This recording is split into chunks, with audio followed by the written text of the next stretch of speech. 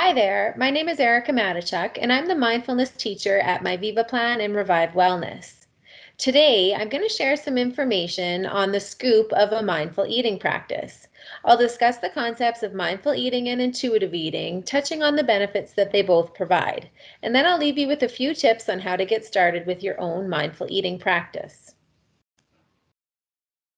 First off, it's important to discuss the concept of mindfulness. Mindfulness, by definition, is the skill of bringing yourself fully into the present moment without allowing any judgment or reaction to come up.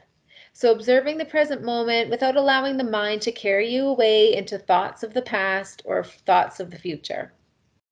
There have been many studies out there that suggest that we spend far too much time thinking about something other than what's actually going on, and in turn, this creates stress in the mind and body. So let's just take a look. One Harvard study, an important study that was done over 20 years ago, suggests that the average human being has somewhere between 50 to 80,000 thoughts each and every day. Another more recent study from Harvard states that 47% of our waking thoughts are spent on something other than what we're actually doing. And this goes on to suggest that a wandering mind or a distracted mind is an unhappy one.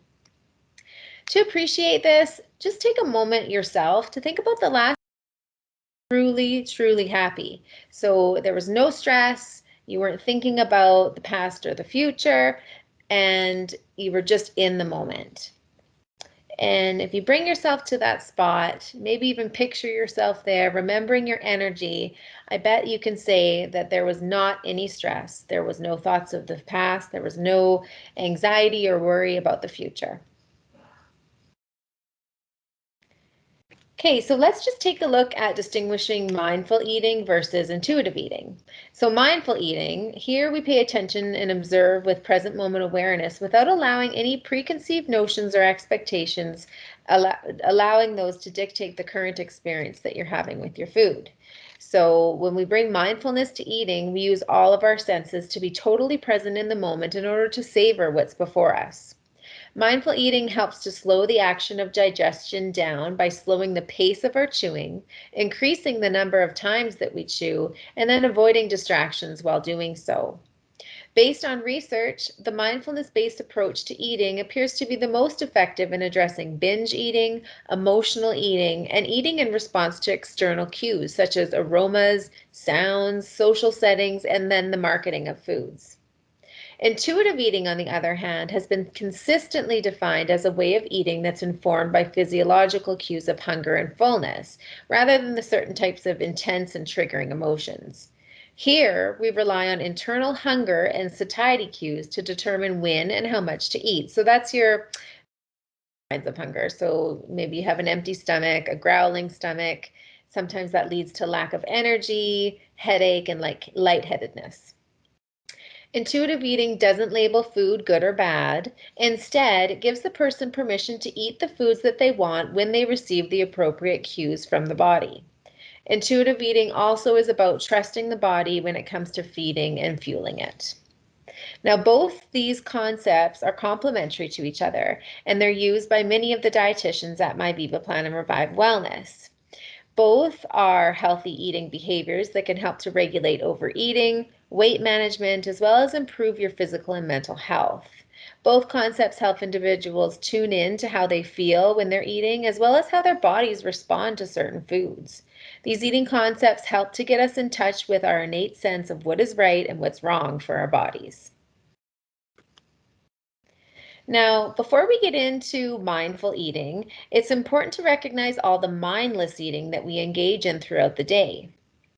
Many of us are guilty of eating while driving, eating while watching TV, or eating while sitting behind our computers working. The problem is, not only is there no awareness of food when we're eating mindlessly, there's also no awareness of the body, and therefore we aren't following the cues that it gives us.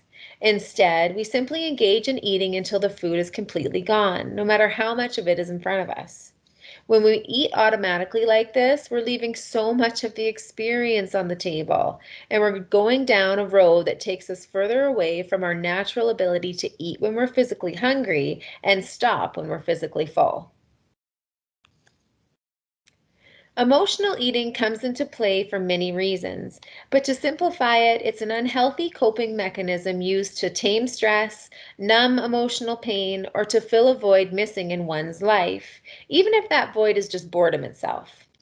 Food can be an easy escape from our bodies and the stresses that we experience, and this escape can begin really early on in life.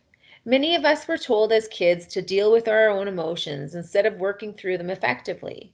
Here's where the analogy of pushing our feelings down begins, where we start to ignore our feelings by acting differently actually feel.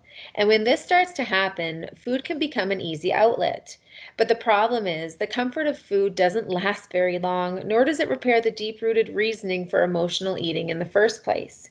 We need to learn ways of coping with life that don't involve emotional eating. And when we're emotionally hungry, we need to realize this and move through these feelings without the outlet of food. Now, here's where the mindful eating practice can help.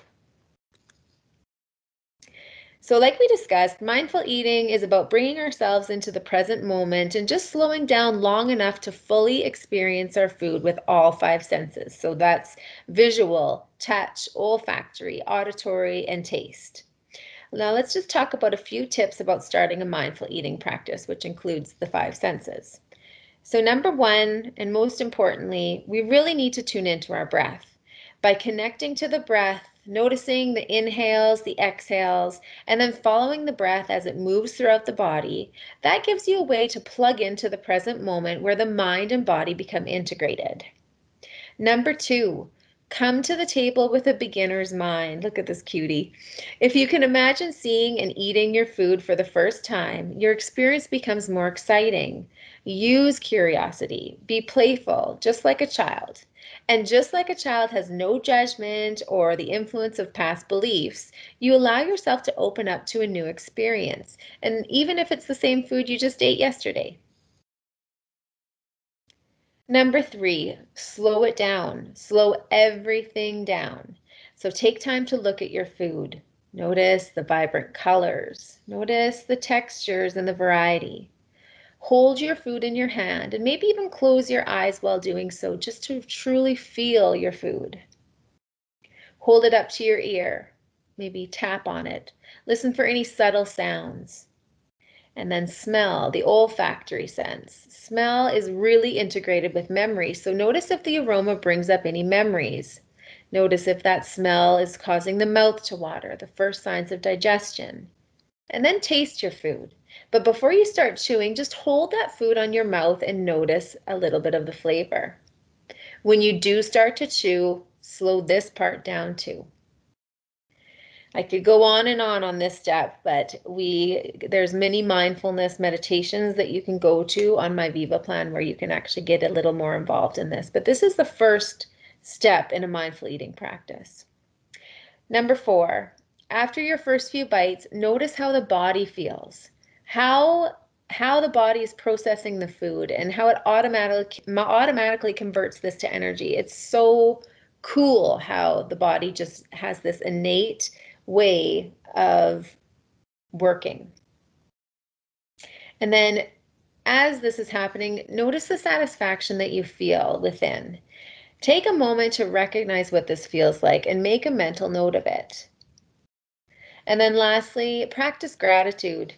Appreciating all the hands that have brought this food to your plate is a good way of enjoying the food.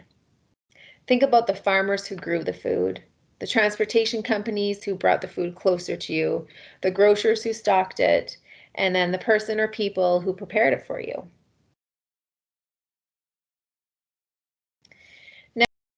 Reasonable to eat each and every meal or snack mindfully alone in silence. Some of us have families and colleagues and other people that we work with or that we eat with, and it's fun to eat with other people. But if you can start to make mindful eating a practice or a habit that you only spend 5 minutes a day or even every other day on, you might start to recognize the thoughts that arise when there is a motivation to eat. So we might further recognize habitual moods and attitudes that stimulate us to turn towards food when we're not actually hungry. By practicing mindfulness when we're eating, we might start to develop an understanding of what we're truly hungering for when the physical cues of hunger aren't present. Maybe the void that we feel is just a need to connect with others, to live out our passion, maybe find a meaningful job, to move our bodies with exercise, or just to laugh and have more fun in life. I really hope you've enjoyed this webinar on mindful eating. If you're interested in working on some of these concepts with one of our dietitians or our psychologist, please go ahead and visit revivewellness.ca to book an appointment. We also have many mindful eating meditations and other resources available on my Viva Plan. For more information about how to become a member, please visit myvivaplan.ca or follow us on one of our many social media platforms. We are here to support you.